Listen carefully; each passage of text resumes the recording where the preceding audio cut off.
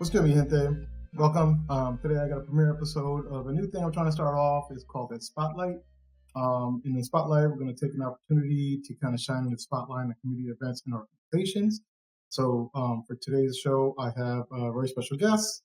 I have the Hector Feliz Memorial Golf Outing Committee of the 1931 Foundation.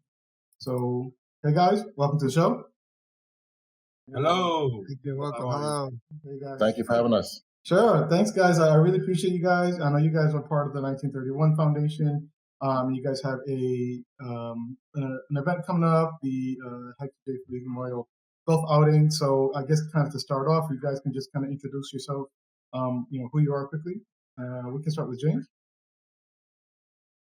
Okay, so I'm James Iniguez. I live here in Manhattan. I'm an attorney, and I knew Hector. I was his roommate, so we got up to a lot of trouble. And I'm glad to be here, and I'm glad to be doing this in his memory. Awesome. And now we also have Carmen. Hi, I'm Carmen Barroso. I'm Hector's wife. I live in New Jersey with our two sons who look exactly like him and nothing like me. I too am an attorney. And I had the great pleasure of spending 13 and a half years with him. Nice. Awesome. Okay. And Carlos? Hi, Carlos Famadas. I live in Boston. I'm the president of the 1931 Foundation. And when I'm, my day job is COO and CFO of a software company. Very nice. And then we have Javier, Lora. Hey, good morning, everyone. Javier, Lora. I helped organize the event. I knew Hector many years ago. I'm glad to be able to do this. Profession, I'm a financial advisor. I live here on Long Island. Awesome. And then we have Raul. Hi, good morning, Raul de la Rosa. I work at NBC Universal and also on the 1931 Foundation. Hector and I went to school together at Marist College. We also lived together in Queens for a few years, and just happy to be here to talk about this event. Nice, awesome. And then we have Joe Encarnacion. Hi, Joe Encarnacion. I live in Plainfield, New Jersey. The distinct honor to have been close with Hector and been a golf partner for many years. Shared a lot of laughs. It is an absolute honor to be part of this. Nice. And so we got a little bit of things like a lot of people don't see. A very high level group of Latinos and also Latinos who play golf. So this is going to be a very exciting and interesting organization. I do not play golf. Oh, there we go. Okay, so way to But keep, he plays one on TV. Yeah, way to keep the stereotype alive. I attempt to play golf. Yeah. I don't know how to play golf. I play Wii golf. Yeah, I play putt golf, and I have a set of golf clubs that someone gave me. I've yet to find anybody to come help me to teach me. So outside of the occasional top golf with Carlos, I think that we run into, and everybody will know how bad I do there. But I guess to kind of start off, Carlos, if you don't mind, can you tell me a little bit of what the 1931 Foundation is? Sure.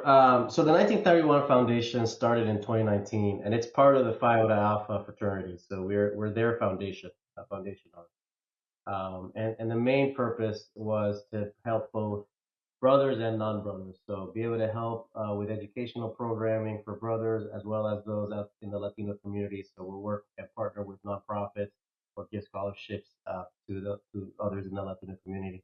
A lot of the focus is around educational grants, scholarships, as well as grants to nonprofits, all around, anything around cultural awareness initiatives, leadership initiatives, or educational work.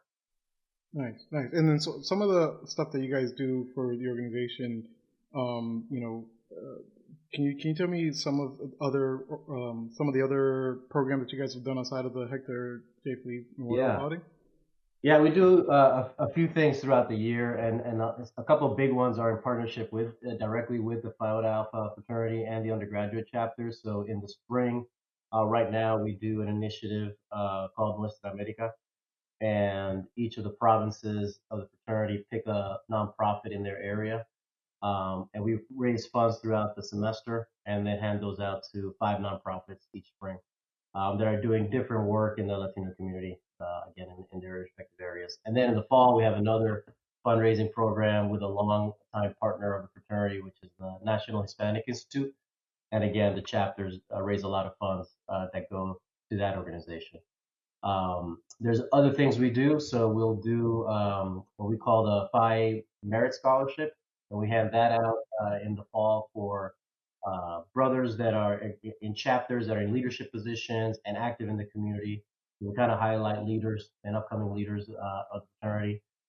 We have another scholarship called the Joe Matos STEM Scholarship, and that's handed out in the spring for individuals that are focused in the STEM areas, sciences, engineering. So we'll do that as well. And then we'll do other programs with chapters. They might have their own initiative, their own scholarship fundraising. We've worked with a couple chapters that have put together cultural shows in their area. So we'll partner with them so that they can raise funds in a tax deductible manner and hand that back to their community. Nice, awesome. And that tax deductible is always an important aspect to health. So yeah. Yeah, so awesome. All right, well, awesome, man. And as far as the event goes, can Joe, maybe can you tell me a little bit about the Hector J. Feliz Memorial Golf Outing? Absolutely. The bottom line is really just to raise funds for a good cause.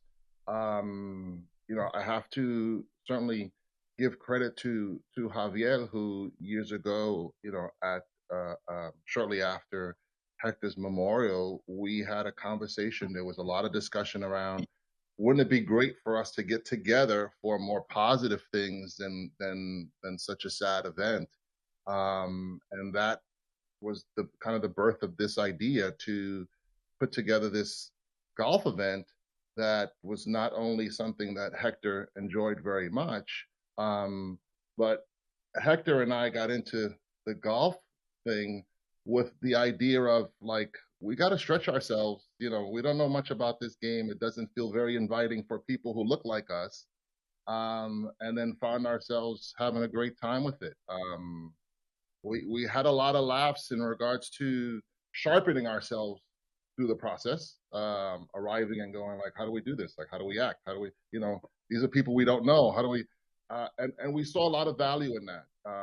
And in putting this together, it's not just raising funds.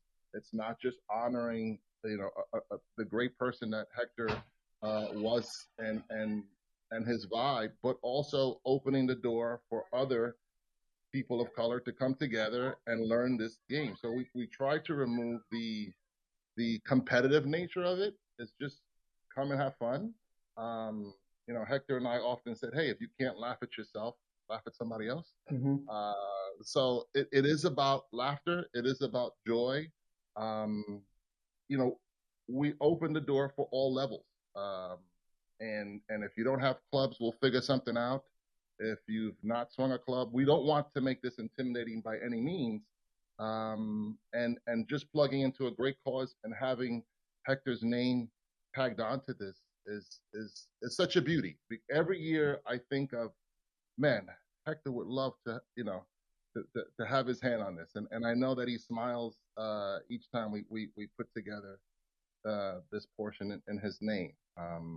So it is about a lot of fun. It is about a lot of laughs, and we try our absolute best to incorporate those pieces in putting this event together. Yeah, it's very awesome. And obviously Hector seems to have had like a major impact in all of y'all's lives, and is the main focus, and obviously named after him as well. So I think it's only fair to kind of talk a little bit about Hector and kind of get to know who Hector was. So Carmen, would you mind telling us a little bit about who Hector was? So the short version of who Hector was is he was the best person I ever met. Mm-hmm. The long version of who Hector was he was born in Washington Heights to a single mom, absentee dad. He was always alone, and he went to college because he wanted more, the way we all have, especially in the Hispanic community. And he found in college the family he never had, which was his brotherhood. that he loved more than anything in the world. Then he found his second love, which was golf. And then when it came to a point in his life where he thought there was no more room for love, we met, we married, and we created a beautiful family together. And, he went to college, he graduated from Pace with his master's degree, and he was working as a solutions engineer for Oracle. And on his free time, it was either coaching our boys soccer or playing golf, because he always had to make time for both his family. And anyone who knew him was basically, if you're with Hector, it's going to be the best time of your day, because he's going to make you laugh all day long, even in the worst of moments. And like I said, he's the person that if you've met him, he's touched you forever. He'll always be part of you. And I like to think I wouldn't be who I am without him. Mm-hmm. So that was Hector. That's awesome. And I think it's great that, in these times, sometimes when you're dealing with, tragedy and loss, that something positive comes out of it, and that he's able to inspire not just people to do better, but to actually have action and cause and create something that will actually make some positive change on that. And so, I think part of this event, I believe you guys kind of work with a couple of organizations, the Lustgarten Foundation, and as well as an Omega Fund. So I think kind of to start off, Raul, can you tell me a little bit about what the Lustgarten Foundation is, and how it takes how it's involved with this event? Yeah, absolutely. So Lustgarten Foundation is the largest private funder of pancreatic cancer research in the world. They've been around since 1998, and since then they've raised about $270 million towards pancreatic cancer research. Pancreatic cancer is the fourth largest cancer affecting folks in the world. And it also remains the largest undetected form of cancer, unfortunately. And so Lustgarten really focuses on being able to provide funds to help research and find ways to not only combat the disease, but to try to discover a way for early detection. In Hector's case, his diagnosis, I think, was just days or if not weeks ahead of his passing. Because there was no early detection. And so that's part of the focus of Lustgarten, and one of the reasons why we help raise money and funds so that we can help stop this disease and help some early prevention in other folks in the world. Nice. Yeah, cancer. Anybody, a lot of us have been touched by cancer, and pancreatic cancer is always one of the ones that you hear a lot of, that it just comes out of nowhere. And so, I'm glad that you guys are putting in the effort to kind of help out there as well. And then obviously there's another organization, the 1931 Omega Fund. Carlos, can you tell us a little bit about what the 1931 Omega Fund is? Yeah, that's a fund we set up within the foundation, and it's geared towards helping families of brothers that have passed away, left us too soon. And the goal there is to help kids, families of those they left behind, and with the purpose of trying to help out in some way, primarily, ideally through educational means, just helping could pay for some tuition or some books or summer camp, summer program, just a little bit to help families and brothers. Okay. Nice. Yeah, it's interesting to see how this is all coming together, and the influences and what's kind of helped you guys. And so, as far as are there any other organizations or any other sponsors that are also involved with this event? Anybody? Well, we work with we try to get other sponsors in the area to help with the event. And so Joe's done a great job usually finding some of those sponsors. It could be friends and family. It could be a brother that has a business as well that they want to help and promote. So we work with some of the local. Yes. Awesome. What has been amazing, the support that I've shared and been able to continue to bring in is just sharing one Hector's story, and also the influence that we're trying to make.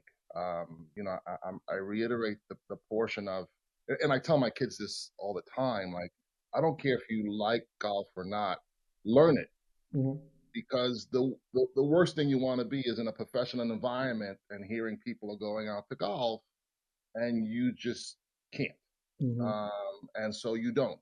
And those people spend 4, 5, 6 hours together, and now you're looking at them like, how did they get that edge? So if for that purpose alone, if this is something that someone says, I'd like to put myself in that environment that's safe and fun, and then so be it. So I explain that to sponsors. I explain that to other golfers in regards to what we do.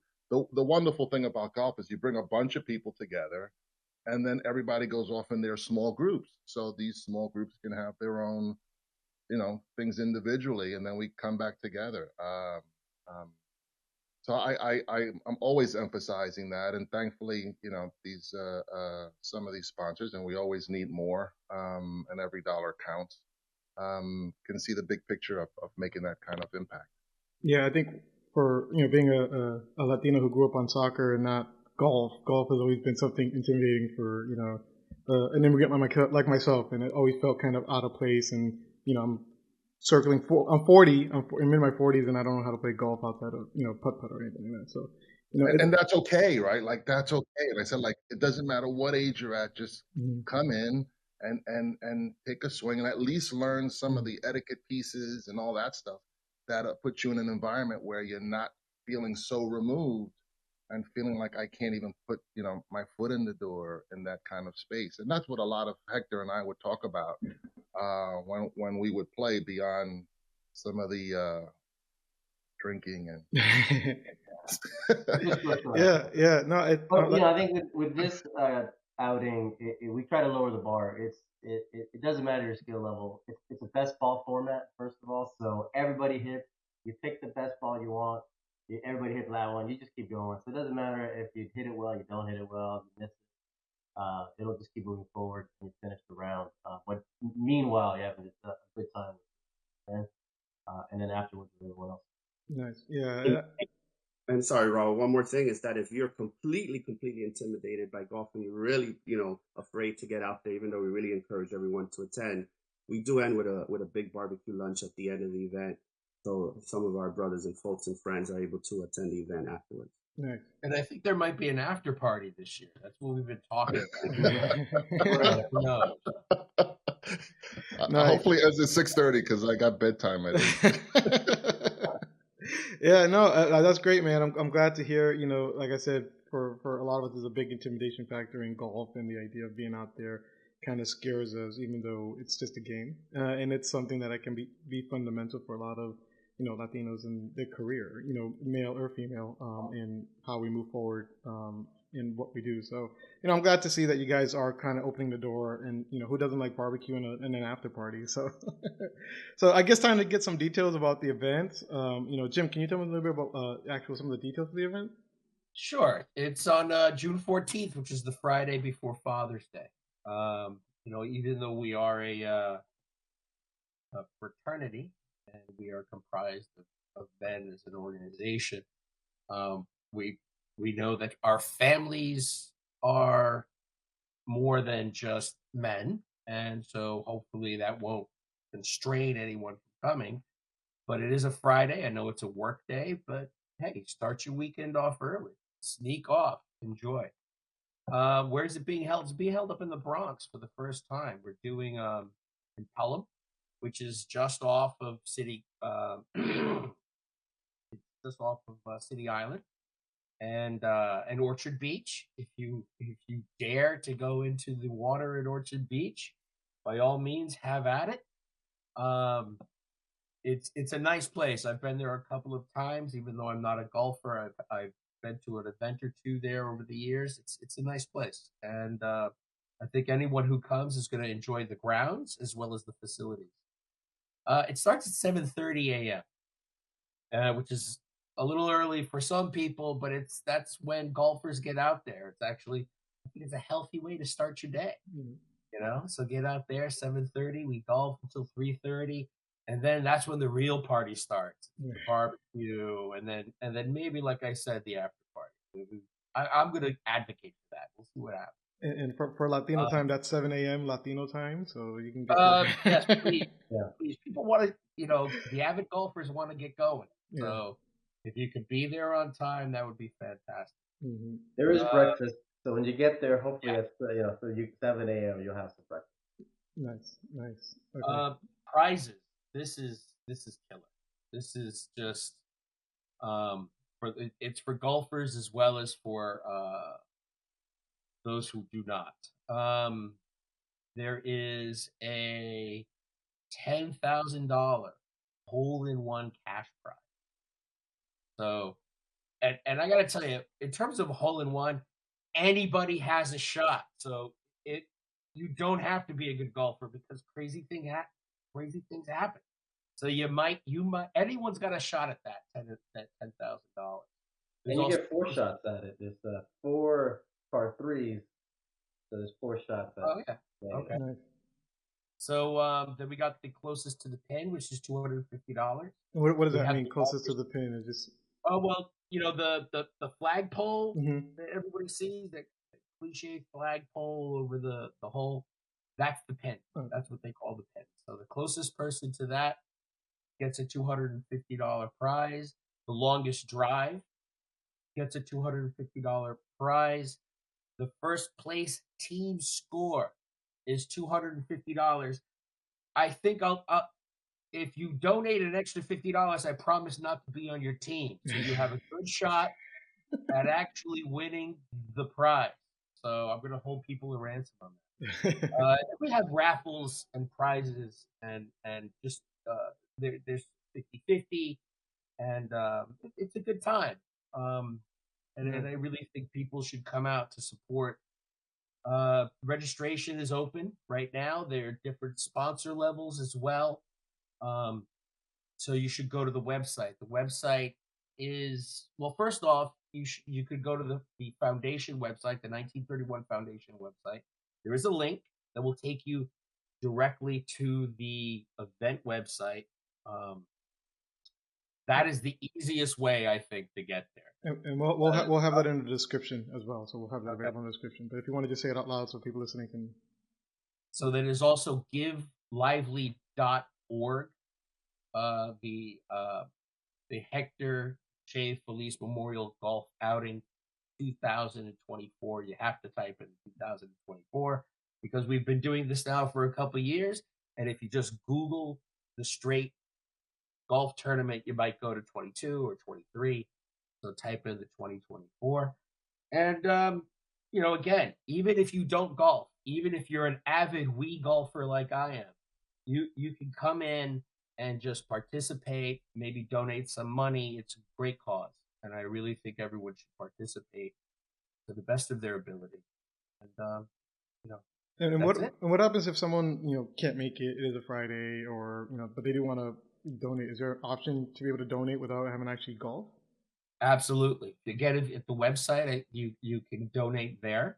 Look, and if you, I want to encourage you to use us as a vehicle. I think the organization that we're trying to build to support the Lustgarten Foundation is important. I think it serves a specific subset of the pancreatic world, if you will. I apologize for my inarticulate use of language this morning, but just give. This is for so many people. Unless you are detect early on pancreatic cancer, the outcomes are not great. Yeah. So really, the more you give, the more lives are saved. And I really want to set that out there, people. Just give. Yeah, and as far as the event goes, and with Hector and everything that's come out of everything you guys know, what is something you want people to leave, remembering in regards to what Hector's legacy is? And this is something for all of y'all.